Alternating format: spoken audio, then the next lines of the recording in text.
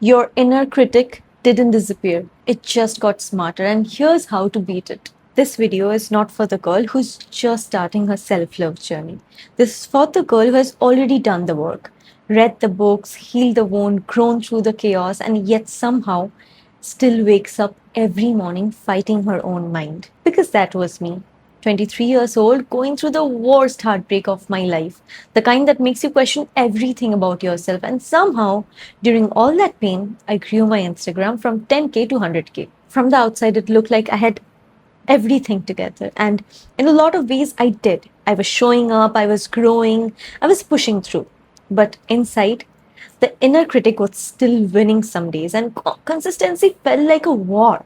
I'm not perfect. I'm not someone who has everything figured out. But what I learned about my own mind during that time, during the heartbreak, during the growth, during all of it, is what this entire video is about. So today I'm making the video I wish somebody had made for me. Because nobody talks about what happens to your inner critic after you have done the healing. And by the end of this, you're going to understand exactly what's happening in your mind and exactly how to take your power back. First, let's break something that nobody tells you. Having an inner critic does not mean you're broken, unhealed, or not far enough along.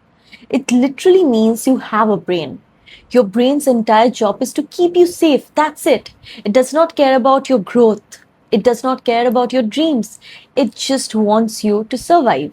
So, when you, an ambitious, self aware, growing woman, decides to show up online, start something new, be visible, take the risk, your brain sees it the same way it would see a physical threat, like you're about to get attacked. And I feel this so deeply. I was going through a heartbreak that had completely shattered my sense of self. And when I decided to keep showing up online anyway, to keep posting, keep creating, keep being visible, that inner critic was screaming, "Don't post that. They are going to judge you. You're too emotional right now. You are a mess. Who is going to listen to you?" But here's what I know now. That voice was loudest exactly when I was about to grow. And that is not a coincidence. That is just your brain doing its job. Once you stop taking it personally and start seeing it as a signal, oh, I must be expanding, everything shifts. The hack that helped me the most is execute fast. The moment I have an idea, I act on it the same week, because every single time I have waited, overthought it, delayed it, that's when the voice creeps in and convinces me that it was a stupid idea. Speed is the best weapon against your inner critic. But here's the part that almost broke me, and I don't think enough people talk about this.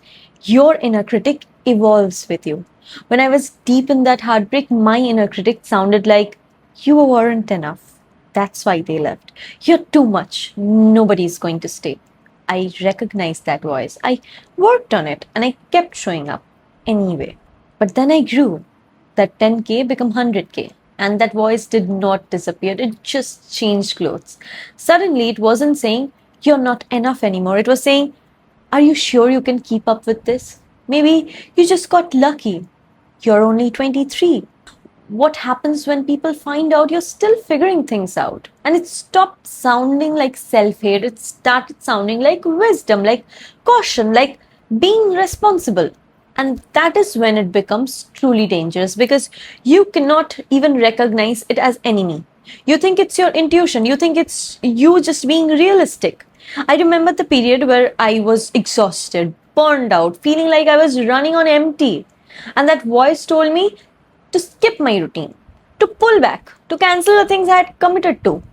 It framed all of it as self care and giving yourself grace. And I listened and I felt worse every single time. That is what evolved inner critic does. It makes self sabotage feels like self love, and you have to learn to tell the difference. So where does this voice actually comes from?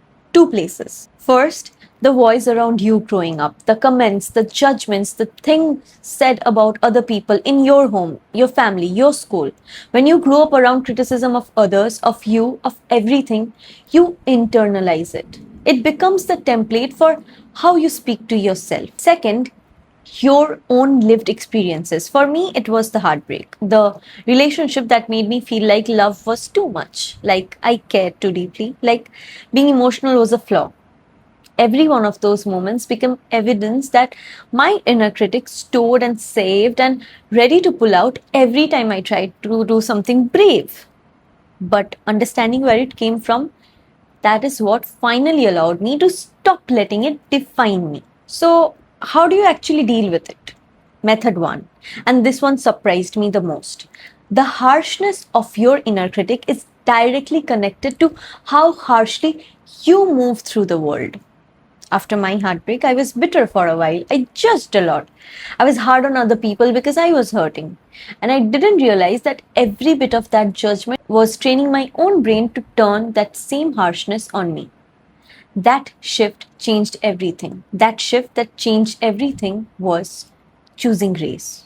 Not out loud necessarily, but just in my own mind. When someone annoyed me, instead of asking why are they like this, I told myself they're doing their best, what they have.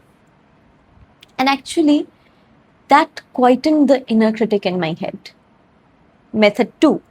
Interrupt the narrative in real time. Do not let the inner critic finish its sentence unchallenged. Build what I call a portfolio of proof. Every time you do something brave, you post the video, you have the hard conversation, you have showed up even if you're breaking inside, you remember it. You hold on to it. So the next time the inner critic says you cannot keep this up, you have actual receipts that says otherwise. I grew 90,000 followers during the hardest season of my life. That is my portfolio of proof forever. The inner critic cannot take that from me. Method 3. Stop treating your inner critic like it's you. It is not you. Give it a separate voice, a separate character, because the moment you would respond to someone giving those things to your face, and you would not let someone speak to you the way your inner critic does, you would correct them, you would push back, you would do that internally. Method 4. Make peace with your past self.